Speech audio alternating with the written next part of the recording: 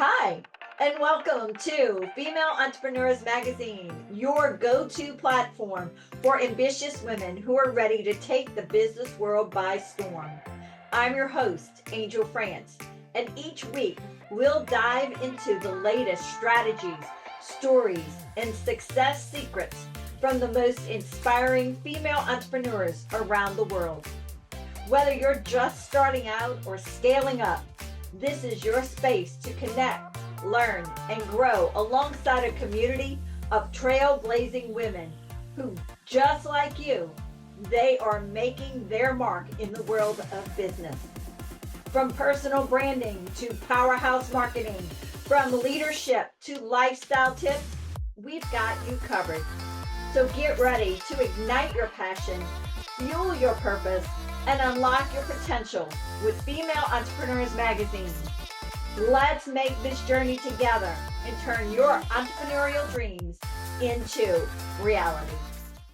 Hey guys, and welcome to Female Entrepreneurs Magazine's podcast, where we spotlight the most incredible women out there who are making waves in business and way beyond. Today, we have the owner and principal designer of Form and Function. I can't wait to hear all about this. A dynamic interior designing firm known for creating unique, client-inspired spaces for both residential and commercial.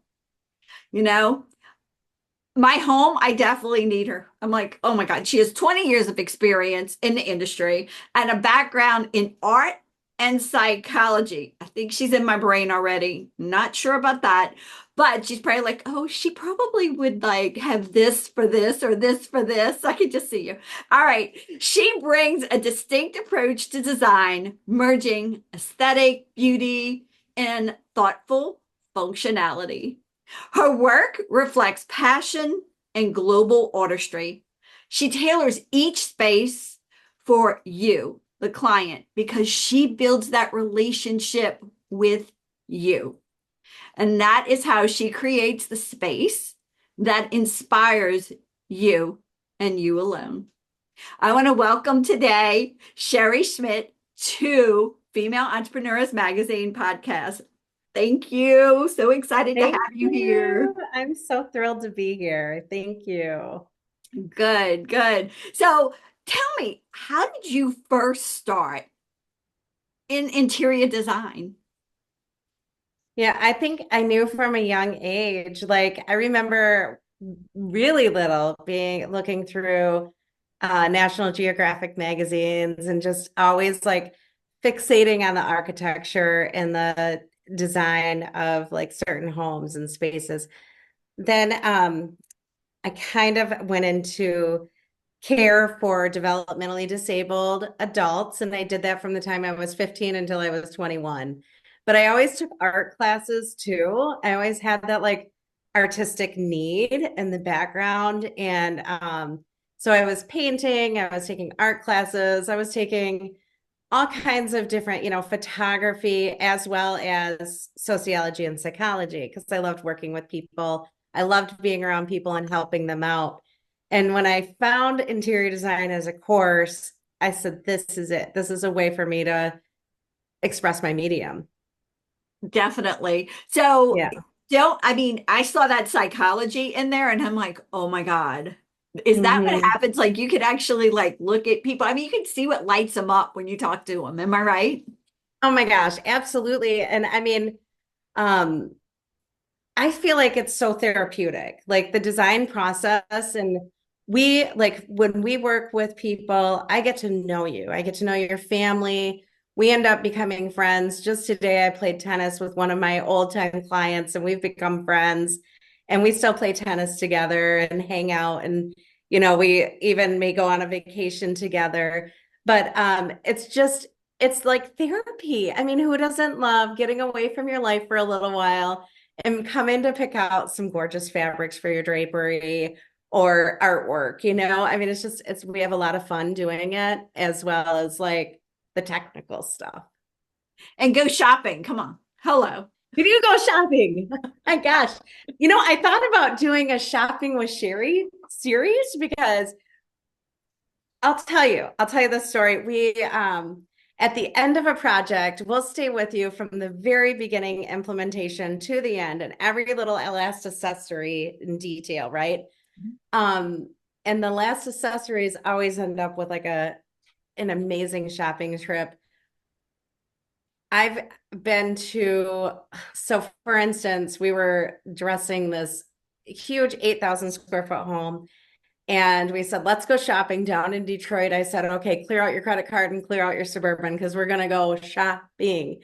And by the end of the day, I can't even make this up. We had easily 12 carts and a couple of like crates full of items. And we were like, let's go. And so I met her at her house a couple days later and we set it all up. It was so much fun. And I mean, I've done that with numerous clients. Like even I was flown down to Chicago for a client. They bought a new home and wanted to go shopping for furnishings and things. And so I said, let's do a shopping trip. And that's exactly what we did. We spent a weekend and we got so much done in that weekend. It was super Okay, I can see shopping with Sherry coming to life now. happy with Sherry. Fun. I'm like, okay, that would be a blast. Like all new towels. Yeah. And well, more than towels, I mean, you can do draperies, all the vases we've done, dishes, like all of it, you know, and it's just nice to have a non-biased tour guide to help you decide what's going to work and what's not. Because otherwise, you walk into these stores and you're like overwhelmed. What do I start with? You know, and so we got that narrowed down. It's fun. That has Yeah. to be fun. That would be a blast. So, okay, so you have a very successful interior design. Tell me, I mean, do you have staff? How, I mean, what are you by yourself? What's going on with that? I have a staff of four. I have two full-time designers. I have a warehouse manager and a bookkeeper and myself. And, you know, I also consider my reps from different companies and the artists and the contractors that I work with as like subcontractors for me because I couldn't do it without them. And the relationships I build with all of my vendors and suppliers, like I can call on them and say, I need XYZ, and they just come through for me and say, here you go. You know, it's just all about like those relationships and building that. That's helped me become successful. That is amazing. I love that. I love because you're building relationships. That's what you do. Yes. It's So, all about your internal network, right? yeah, It definitely. really is. You build it with your clients, and then because they get the best of you is because you've built everything around you. Right. I love that. I love that. Thank you. So, what Well, is, there's Button making a cameo. oh, That's what I like that. he needs to go to the groomer so bad. He's a new puppy. He's only 3 months old.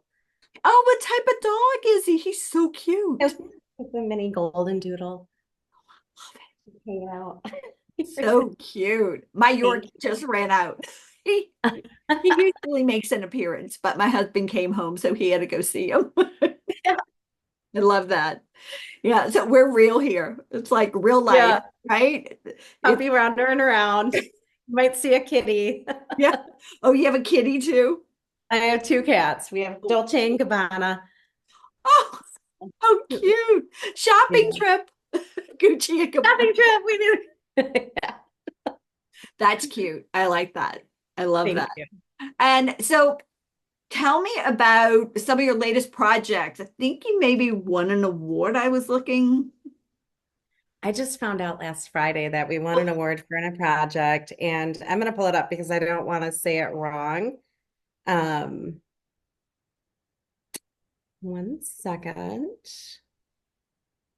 It is the State History Award for the best restoration and preservation of a project in all of Michigan by the Historical Society.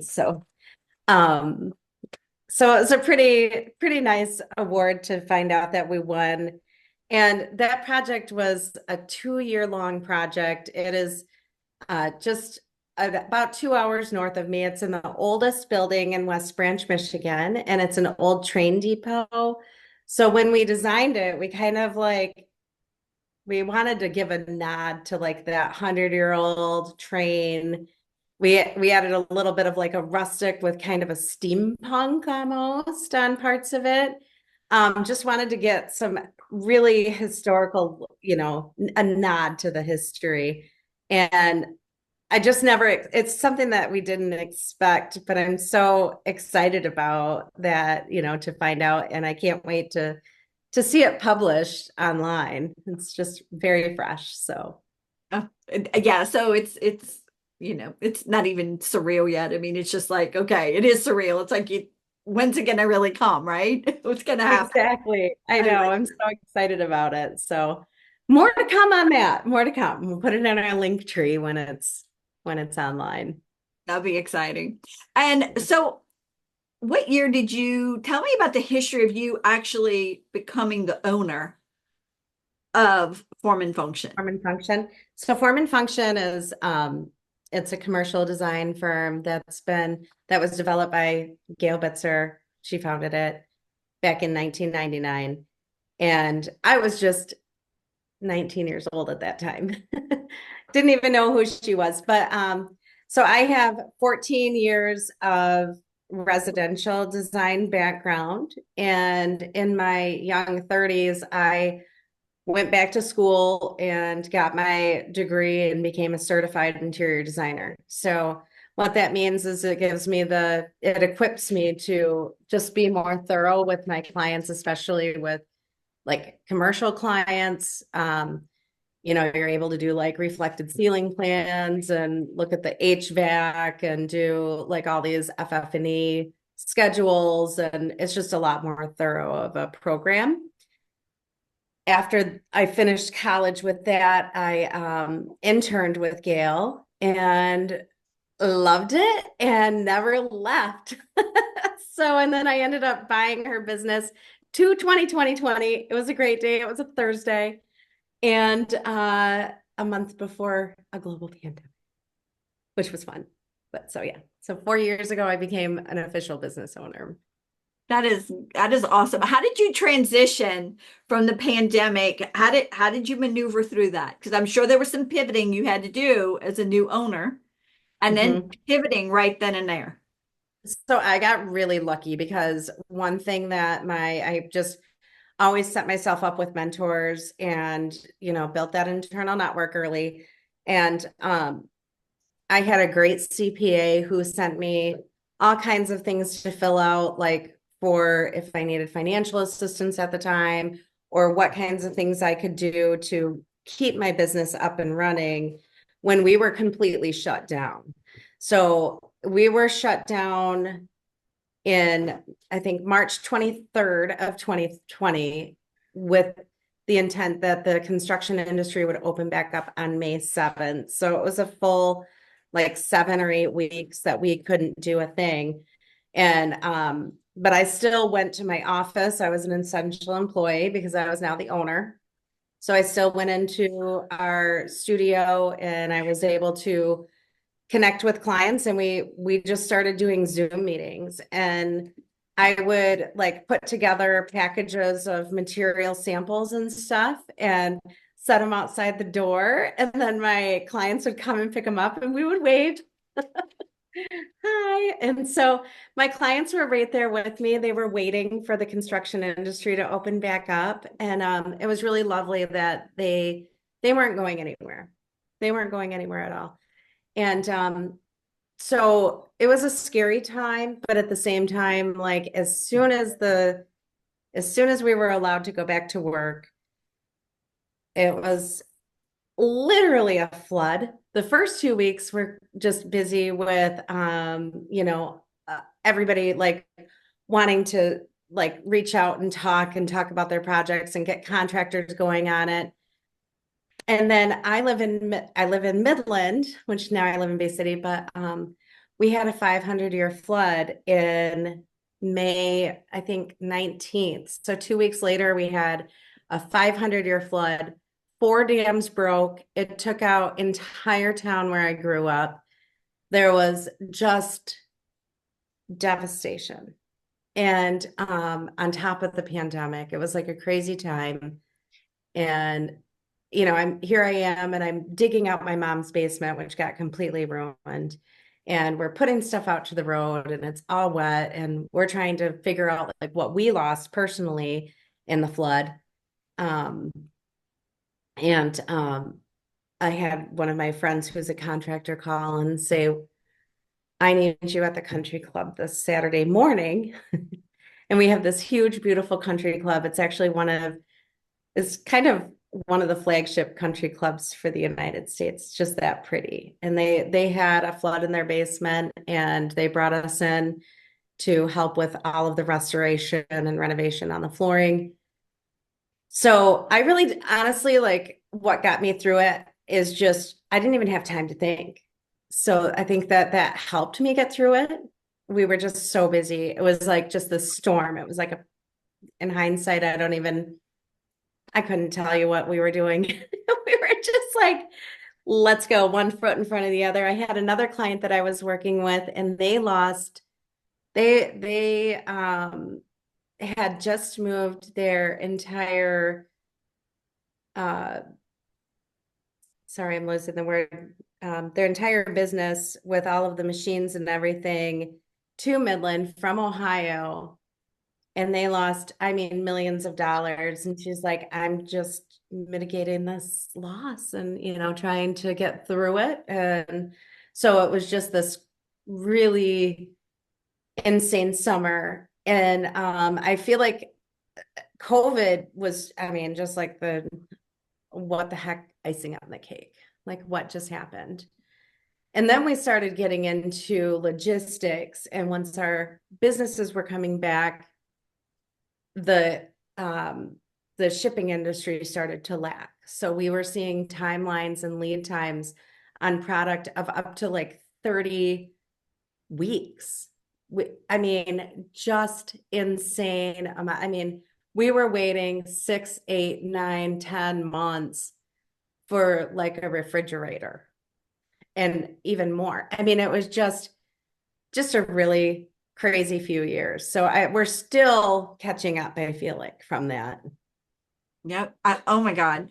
And I'm just listening to this going, okay. So you really jumped in, started your own business, and Mhm. went through basically three with the shipping industry, three devastations back to back to back, and still came out still pushing forward. Alive. A Pushing forward. couple extra pounds. It happens. I mean, what? So I mean, we made the best of it. We had to. When the floods came and I came home from the office and I had firemen at my door evacuating because the dams were about to break. And they said, we don't know if it's going to be a 2-foot swell or a 9-foot swell. We have no idea. And we were just running around our house like, what do we save?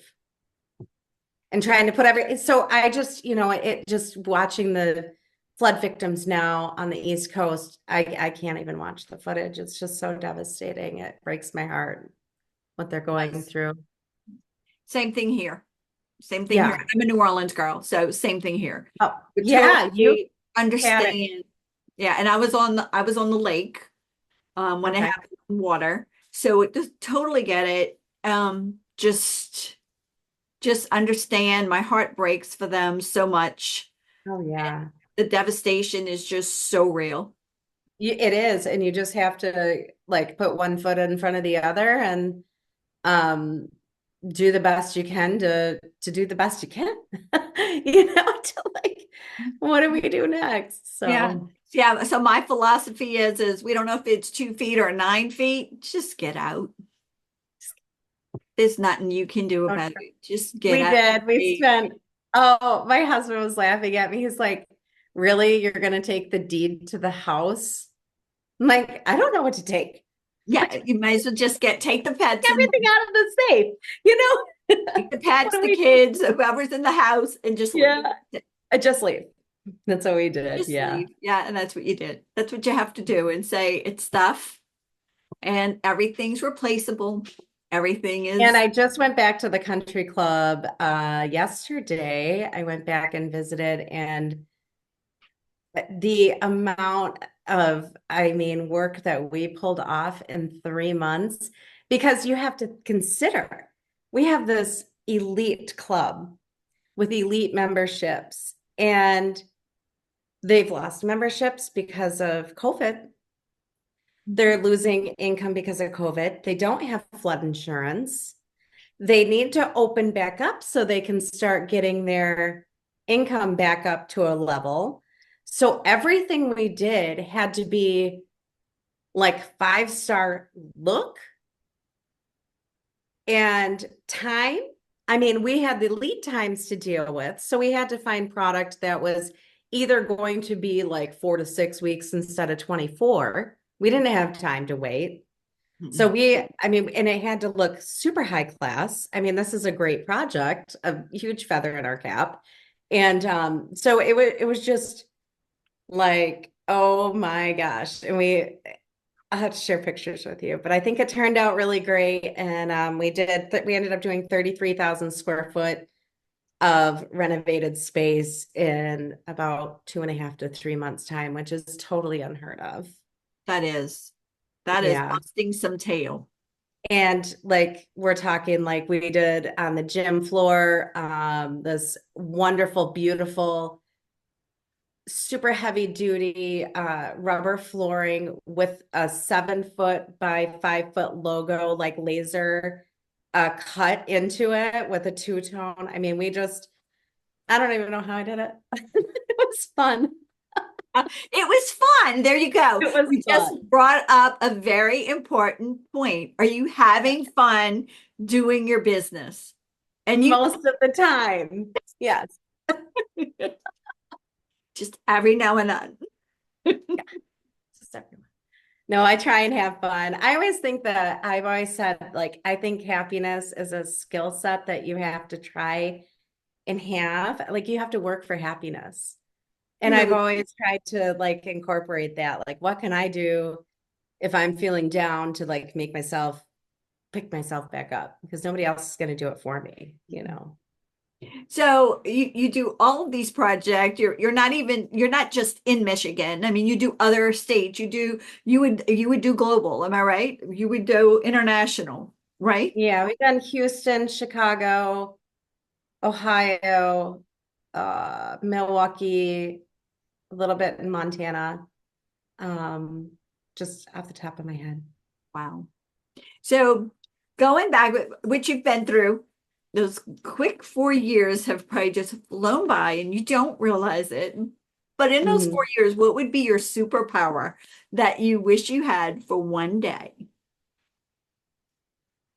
If you could Oh pick. my God. I would manifest. Oh, this is going to sound terrible. Do I even say this? We're Mhm. being honest, right? Yeah, yeah. I would find myself a contractor who does great work, shows up when they say they will, charges what they say they will, and is good at time management without hand holding. Is that bad to say? Yeah. So we I would know they're out there. I know can we we have just great can we contractors just out there. I try manifest and it? select them. Can we Huh? just speak it every day into existence? This is the I contractor that I have. Blah blah blah blah. I know I'm not the only one. We have worked with some wonderful contractors. Yeah. My favorite contractor fell in love with my client and ended up marrying, and then I didn't see him ever again. So what are you gonna do? It's a great love story. He did her kitchen and fell in love. And then, oh well. Yeah, exactly. I love that. Yeah, you would just manifest the perfect construction guy. The perfect, yes, I would manifest the perfect people to implement what needs to be done. I love that. Just think how much Yeah, more you could get done. we just delegate it all out. Yeah. And what about if you could go back and tell your 18-year-old self something to be the business owner you are today, what would you tell her? I would say brace yourself and also have all of the fun that you're having right now because you're gonna, well, I continue to have fun, so that's okay. But also just go do the things that you want to do and it's okay. And don't be somebody that you're not. Oh, I love that. Don't be something you're Yeah. not. Yeah. So love what you do, have fun, manifest the perfect people to do whatever you want, and Yes, and be brave and do what you have to do, right? exactly, exactly. I love it. I love it. All right. Your favorite book. The Dancing Woolly Masters. Tell me about the book because I've never heard of it. I'm intrigued. It's a book about a group of scientists that got together and they all met up over in Big Sur, California, I believe at the Esalen Institute. And they conducted a study of relationship between quantum physics and I guess like the dance of life and how we can kind of flow through it and related it back to science. And I go back and just kind of, you know, look at the different things that they talk about every once in a while in that book from time to time. So Oh, wow. I it's have to get the book fascinating. now. It's my You next do. book. It's fascinating. All right. Do you have a favorite quote? The interior of your home is the exterior of you by Shirley Hibbard. I I say love that that. daily. Wait, It's so what? I say that almost daily. But that doesn't mean I'm gray walls, you guys. I've only been in this house 2 years. It's a 100-year-old home and it came painted that color. So give me a couple more years and I'll So you were different. telling you were telling me earlier about the home. It's 100 Yeah. years old. Who lived Yeah. there? It was built in 1917 and it was built by a lumber baron. His name was Leopold Kanzler. And I'm looking at a river out front here. Um, and and he owned the whole riverfront. So he would float the lumbering logs down the river. This is in the lumbering era of the early 1900s to a warehouse, and he founded the Aladdin Homes, which became Sears Roebuck Homes at the time, and they were sold nationwide. He was very wealthy, well-to-do man. And so it's just a fascinating history. Like we have a bank safe in the basement, and there was an incinerator in the basement when we moved in. And, our neighbors came up. I feel like it's like a living history of this home, which I just truly love. The outside is stucco, kind of has like a little bit of an Art Deco feel to it.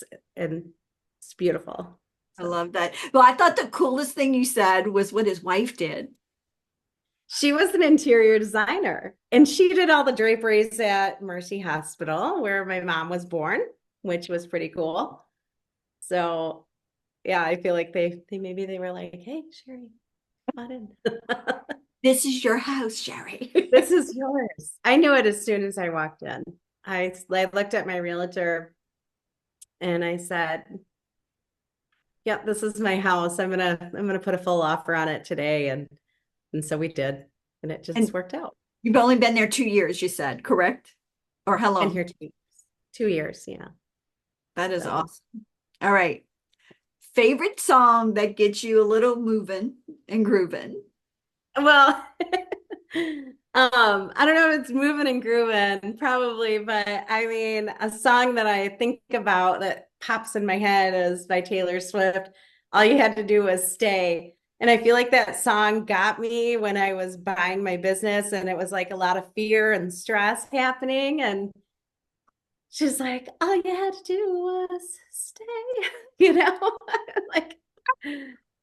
And let me remind you, this is what you wanted.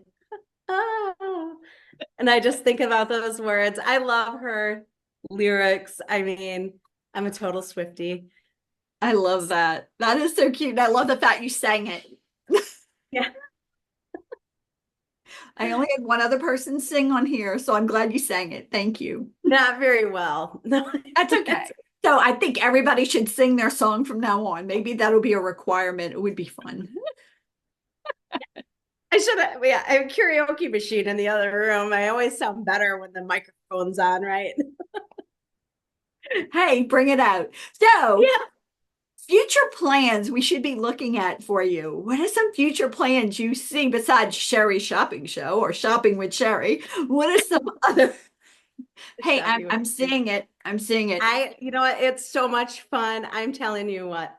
Um, I'm currently working on, so we finished our first hotel project and we've worked on a country club, we've done restaurants, we've done a lot of different hospitality. So, as well as, and we're working on our first government project right now. We have done Kirtland Community College, so colleges, schools, banks, and I think I've had the most fun with the hotel, like boutique hotels. I'll tell you what, it was just, so it was a 3-star hotel and they switched from a Quality Inn to an Ascend hotel, which the regulations and rules that they allow for an Ascend hotel is much more like a boutique. They're not going to come in, corporate's not going to come in and say, you have 3 colors to choose from and it has to be this pattern, this pattern, this pattern, right? So we had a lot of like design liberty. And it's a lumberjack. It's up North Michigan. So it's the Lumberjack Lodge. And we wanted kind of a modern-ish, like Scandinavian twist on lodge, but we wanted a plaid. Plaids are impossible to find. Do you know that? I mean, if you haven't shopped for a plaid in a drapery fabric, they're just not around right now. They're making a comeback though. So I found a plaid from the design center down in Detroit. And I searched in Chicago and everything. I was like, I can't find a plaid. I finally found one, but it wasn't the right colors. It wasn't the right scale. It was on wool and it was like $300 a yard. Absolutely not when we have to buy, I think we bought 560 yards to do the drapery. So this project, I used my internal network and I called my reps and we ended up having that plaid reconstructed on a different background fabric overseas.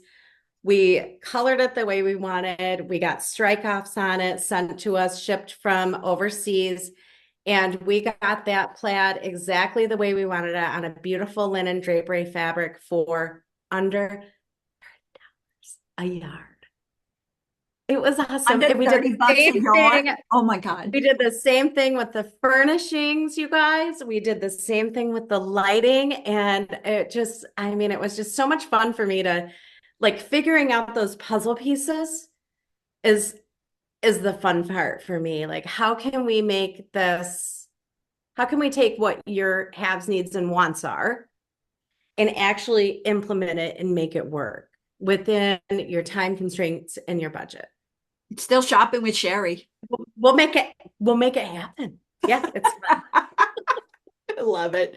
All right. You're making everything happen. I'm so excited for you. Thank you. I want to thank you for being here with us. You're totally precious. Love it. Thank you. Thank you. I'm so excited about your magazine and that we got to meet. I mean, I feel like it's a great, great thing that you have going and congratulations. Yep. All right. Thank you. Bye. Bye. Thank you so much for tuning in to this episode of Female Entrepreneurs Magazine. I hope you found inspiration, actionable tips, and a sense of connection with our incredible community of driven women. Don't forget to hit that subscribe button, leave a review, and share the episode with fellow entrepreneurs who are ready to elevate their game.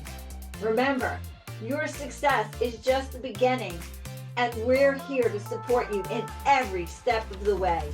Until next time, keep shining, keep thriving, and remember, you have the power to create the business and life of your dreams.